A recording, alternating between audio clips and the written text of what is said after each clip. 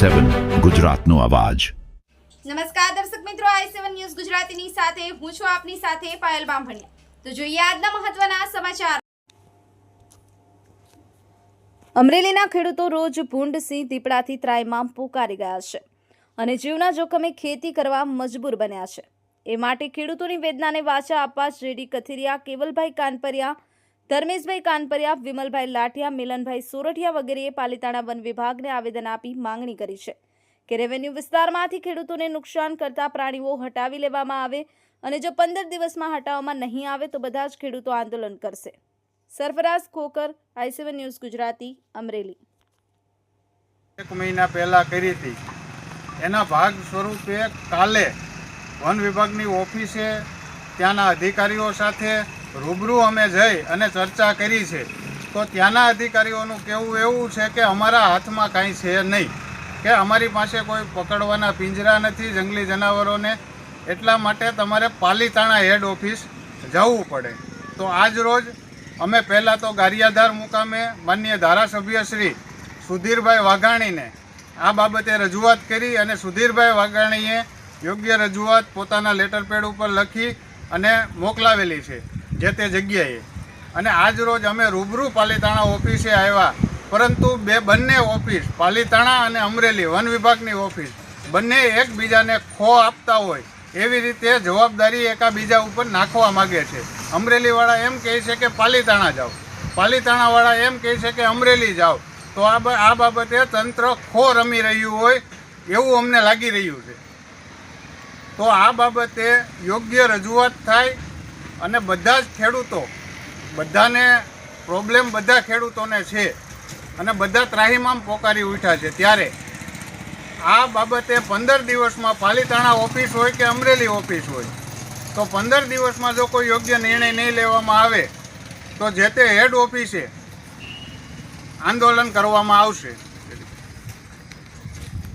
આજે ભાઈ કેવલભાઈએ જેમ કીધું એમ આજે કાલે અમે બંને અને સાથી અમારા 2-4 સાથી મિત્રો અમરેલી ગયા હતા અને અમારી રજૂઆત એક જ છે કે આ ગુજરાત અને આ અમરેલી જિલ્લો ખેડૂત પ્રધાન દેશ છે અને ખેડૂત પ્રધાન જિલ્લો છે। તો આ જિલ્લાની અંદર અમે કાલે રજૂઆત કરી કે રોજ ભૂંડ, સિંહ અને દીપડાનો ખૂબ મોટો ખેડૂતને ત્રાસ છે। તો એના ભાગરૂપે અમે કાલે અમરેલી ગયા અને અમરેલીથી જે અધિકારીઓ હતા એમણે એવું કીધું કે અમારી પાસે એક સાપ પકડવો હોય તો એની સ્ટ્રીક પણ અમારી પાસે નથી। તો અમે એમને પૂછ્યું ભાઈ ક્યાં જવાનું, તો એણે એવું કીધું કે તમારે અહીંથી 78 કિલોમીટર એટલે કે પાલીતાણા જવું પડશે। તો પાલીતાણા મુકામે અમે આજે આવ્યા છીએ। અમારી સાથે ધર્મેશભાઈ કાનપરિયા, આકાશભાઈ કેવલભાઈ કાનપરિયા, ભાઈ અમારા વિમલભાઈ લાઠિયા અને મિલનભાઈ સોરઠિયા, અમે 5 જણ અહીંયા આવ્યા છીએ। અને આજે અહીંયા આવવામાં અમે 78 કિલોમીટરના ધક્કા ખાવા છતાં અમને અધિકારી મળ્યા નથી। અને એ અધિકારી એટલે અહીંયા મેં જ્યારે રજૂઆત કરી અને એમના જે માણસ હતા પીએ એમને મળ્યા તો એમણે એવું કીધું કે હાલમાં એક જિલ્લામાં નહીં આ 3 જિલ્લામાં ફરજ બજાવે।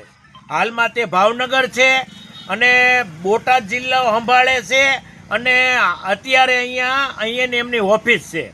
તો જ્યારે નરેન્દ્ર મોદી આવતા હોય, અમિત શાહ આવતા હોય, ગુજરાતના ઘણા મોટા નેતાઓ આવતા હોય ત્યારે કરોડો રૂપિયાના ધુવાણા કરે છે, પરંતુ એક જંગલ ખાતાના જે સાહેબ છે એમની જો નોકરી કરવી હોય અથવા તો એક અધિકારીને નિમવા હોય તો જિલ્લા દીઠ એમની અધિકારીની ઓફિસ પણ નથી। તો હું તો આ તમામ લોકોને વિનંતી કરું છું કે ખરેખર જો હવે પછી અમે જે રજૂઆત કરી છે, માન્ય હમણાં ભાઈ શ્રી કેવલભાઈએ કીધું એમ અમે ધારાસભ્ય શ્રી સુધીરભાઈ વાઘાણીને પણ મળ્યા છીએ અને 15 દિવસનું અત્યારે અમે એમને અલ્ટિમેટમ આપ્યું છે કે 15 દિવસની અંદર અમારું જો શેત્રુજી જે વિભાગ છે, શેત્રુજી નદી એમના બંને સાઈડ જે ગામડા આવે છે એમાં તમામ રોજ ભૂંડ અને સિંહ દીપડાનો ત્રાસ છે. જો આ 15 દિવસની અંદર જો અહીંથી હટાવવામાં નહીં આવે તો અમે ઉગ્ર આંદોલન કરવાના છીએ અને ત્યાર પછી જે કાંઈ થાય એ જવાબદારી તમામ તંત્રની રહેશે અને આ વિસ્તારના જે તે અધિકારી જે તે વિસ્તારમાંથી સાંસદ ધારાસભ્યશ્રી હોય એમને તમામની આ જવાબદારી રહેશે. આગળ હવે ધર્મેશભાઈ પણ એક 2 સવાલ કહેશે. અત્યારે જે આપણે જોઈ રહ્યા છીએ એમાં મોટો પ્રશ્ન છે ખેડૂતો, કે જેને આપણે અન્નદાતા કહીએ છીએ. અત્યારે અન્નદાતા છે એ ત્રાહિમામ પોકારી ઉઠ્યો છે. એક તો આ કુદરતી કહેર અને સાથે સાથે આ જંગલી જાનવર એટલે કે રોજ ભૂંડ સિંહ દીપડા એના ત્રાસથી લોકો પહેલાં તો ખેતરની અંદર જાતા અટકે છે અને જો કદાચ મોલત સારી હોય તો રોજ અને ભૂંડ એનો નખોદ વાળી દે છે. તો ખેડૂત જાય તો ક્યાં જાય? તંત્ર પાસે જાય છે. તો આ તંત્ર છે એ આખું આડા કાન કરે છે.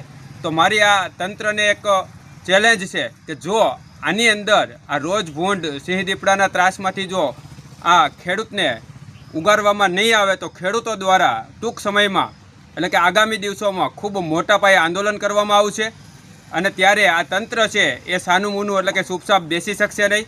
તો ત્યારે જે થાય એના કરતાં અત્યારે જ આ તંત્રની આંખો ખુલે અને આ ખેડૂતોની વેદનાને વાચા આપે એવી મારી નમ્ર અપીલ